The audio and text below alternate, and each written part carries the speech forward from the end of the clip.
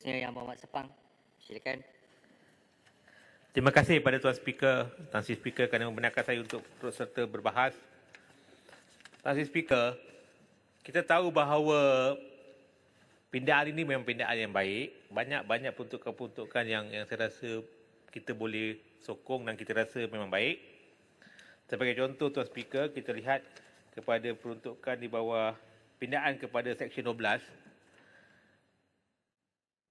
dengan menggantikan perkataan undesirable kepada perkara-perkara yang boleh promote feeling of ill will and hostility between different races, religion and nationalities.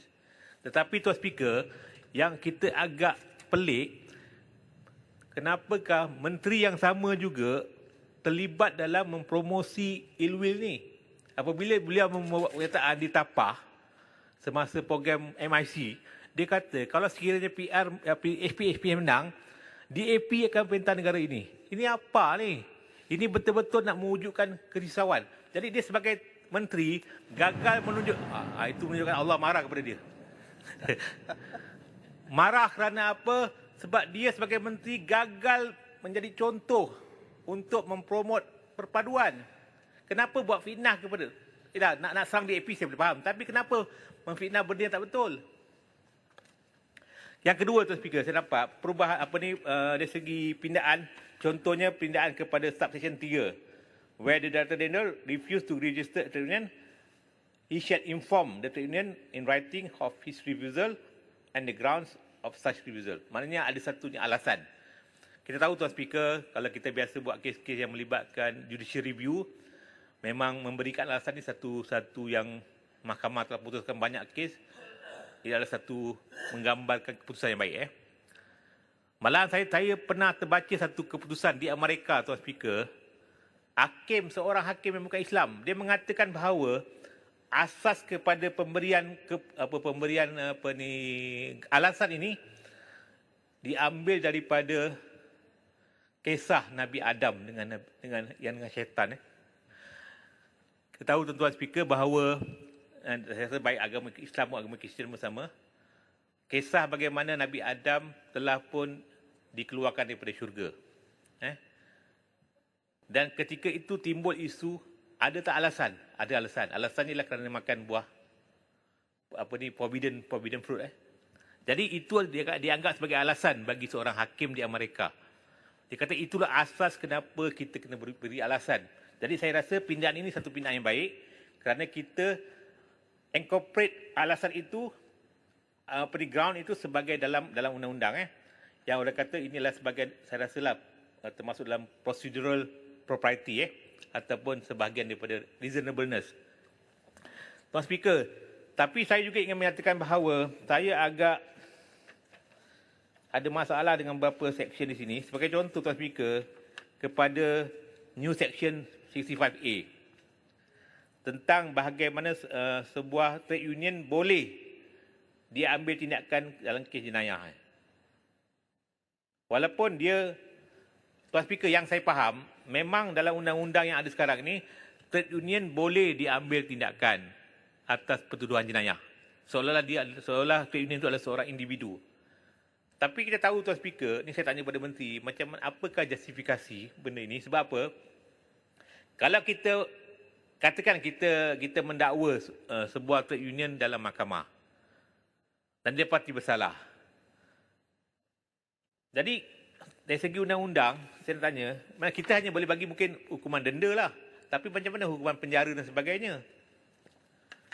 Jadi adakah trade union boleh dipenjarakan? Sebab dalam undang-undang dia kata,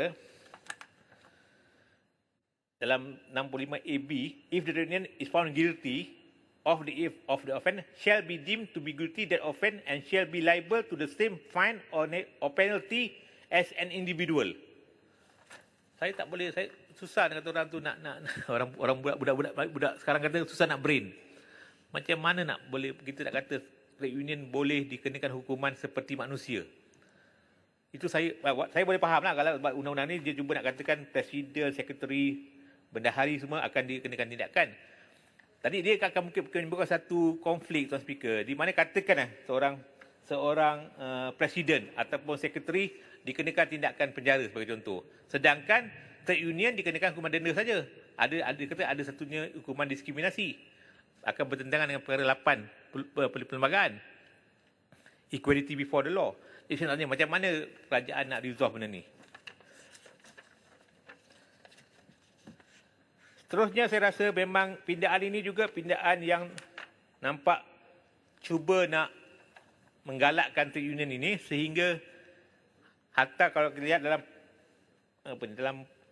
pindaan ke atas Seksyen 26 D bahagian D subsection 1B dimasukkan satu provision walaupun seorang pekerja itu telah pun dibuang kerja ataupun telah pun diberhentikan kerja ataupun telah bersara masih lagi boleh dikekalkan sebagai ahli trade union tertakluk kepada peraturan trade union itu. Sebab kita tahu Tuan Speaker, trade union ni pada asalnya adalah untuk menjaga pekerja-pekerja yang sedia ada. Jadi kalau kita masukkan juga pesara dan sebagainya, saya rasa itu memang satu yang baik lah. Sebab nak mewujudkan satu hubungan yang berterusan. Tetapi adakah pindaan seperti ini boleh diterima tidak, saya tak pasti. Tapi saya tanya dengan Menteri, apakah rasional? Kenapakah dimasukkan juga pihak seperti orang yang telah diberhentikan ataupun orang yang telah retrench ataupun orang yang telah bersara? Saya minta penjelasan.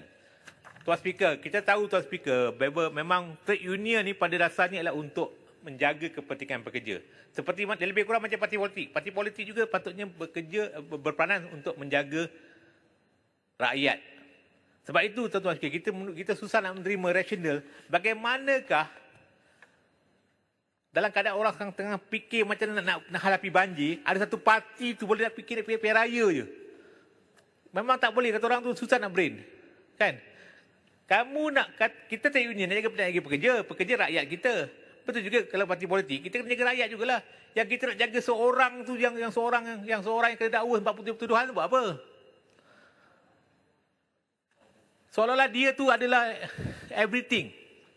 So saya mengharapkan Tuan Speaker supaya adanya satu kata tu common sense prevail lah. Macam manakah negara kita Tuan Speaker, kita dalam keadaan kita sekarang nak fikir, rakyat tengah fikir macam mana aku nak menghadapi banjir ni, tiba-tiba sibuk fikir pasal pilihan raya. Tahulah nak kalah tapi jangan takut sangat, jangan tak sabar sangat nak kalah, sabar tu. Kami akan bagi, saya rasa Tuan Speaker, UMNO sama ada suka-suka, dia telah membabitkan Yang Tuan Agong. Tuan Speaker, saya tak setuju dengan Tuan Speaker semalam kata bahawa kuasa membubar parlimen adalah di bawah Perdana Menteri. Bukan Perdana Menteri, bawah Agong. Berdasarkan perkara 40/2/B. Discretion of the Yang Tuan Agong. Jelas Tuan Speaker. Bukan kuasa Perdana Menteri. Perdana Menteri boleh bagi cadangan berdasarkan perkara 40 itu, tetapi keputusan akhir adalah Tuan Agong, bukan kuasa daripada Perdana Menteri. Perdana Menteri hanya bercadangkan je. Sekarang ni Tuan Speaker, kalau katakan Agong benarkan, tidakkah ini akan memburukkan nama Tuan Agong? Kerana seolah-olah Tuan Agong tidak kisah kepada rakyat. Ini perbuatan UMNO ni Tuan Speaker. UMNO ada sejarah buruk memang dengan raja ni Tuan Speaker. Sebab itu kita harap supaya common sense prevail lah. Seperti mana kita harapkan trade union boleh mengawal para pekerja. Bagi contoh Tuan Speaker, sektor elektronik Tuan Speaker telah lama minta supaya mereka diberikan hak untuk buat satu national union. Sebelum ini kerajaan kata tak bagi. Lepas tu kerajaan kata boleh buat dipanggil union dalaman saja. Tapi sekarang alhamdulillah dah ada.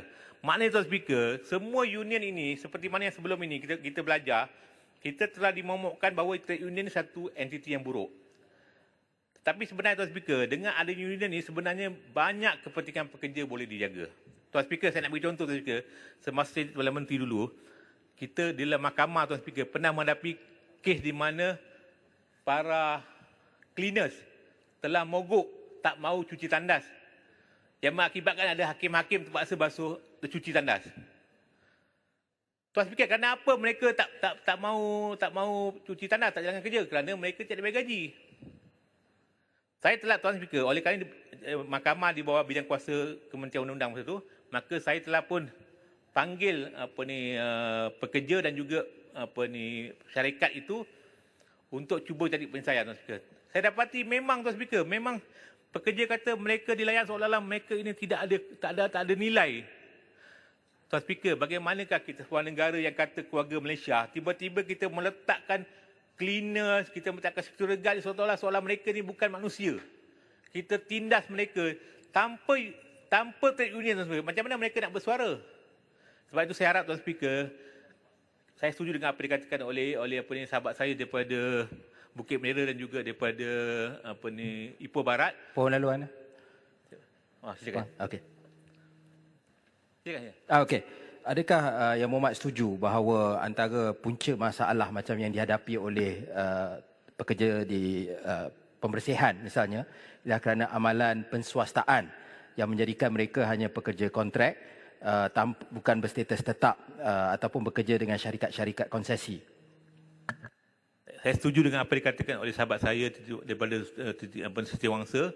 Kerana itulah, Tuan Speaker, memang kita tahu bahawa penswastaan dia motivated by profit making, bukan untuk kebajikan. Jadi kalau kita gagal sebenarnya mengawal mengawal kepentingan mereka kerana antaranya faktor perswastaan itu. Saya setuju dengan apa dikatakan. Saya harap pihak kerajaan dapat menjawab ini. Tuan Speaker, saya nak kata, Tuan Speaker, kita semua, Tuan Speaker, walaupun kita kat sini, contoh dalam parlimen, Tuan Speaker, kita semua berkhidmat ni dengan dapat berkhidmat dengan baik sebab antaranya pekerja-pekerja daripada parlimen ni sendiri. Baik security, baik bentaranya ke, baik polisnya ke, mereka semua membantu kita, Tuan Speaker. Sebab itu saya rasa, Tuan Speaker, di samping kita menjaga kepentingan orang-orang di luar parlimen, kita juga kena jaga kepentingan pekerja-pekerja di parlimen ini. Saya harap, Tuan Speaker, kalau bolehlah, andai katalah mereka ni boleh buat union, Tuan Speaker, silakan. Kita benarkan mereka buat union. Apa salahnya? Kan? Mana kalau ada union, mereka boleh bersuara. Contohnya mereka kata tak mahu bersidang sampai pukul 1 pagi. Tak mahu bersidang sampai pukul 12 malam. Contoh, Tuan Speaker. Tadi kita rasa, Tuan Speaker, hak mereka mungkin boleh terjamin. Sebab, Tuan Speaker, saya dapat rasakan, Tuan Speaker, sebagai kerajaan dulu, Tuan Speaker, saya nak sebagai penuntut, Tuan Speaker. Saya pernah, Tuan Speaker, ni cerita pengalaman. Bukan apa, Tuan, nak katakan betapa pekerja-pekerja cleaners ni, tuan-tuan, bila Tuan Speaker, bila kita layan mereka sebagai manusia yang perlu dihormati, mereka pun rasa seronok, Tuan Speaker.